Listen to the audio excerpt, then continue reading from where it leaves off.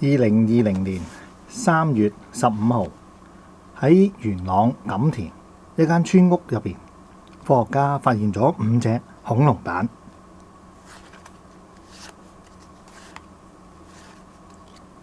科學家為咗要研究佢哋，佢將唔同嘅恐龍蛋放喺唔同嘅地方。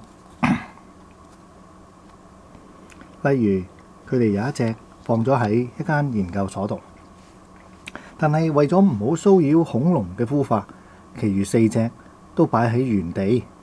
但係奇怪嘅事情就一晚接住一晚咁樣去發生啦。喺第一個晚上，呢4隻恐龍蛋就其中一隻就唔見咗啦。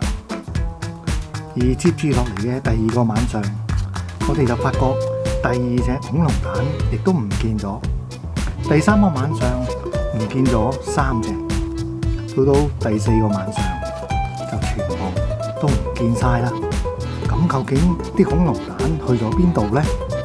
原來佢哋全部都變晒做一隻唔同品種嘅恐龍。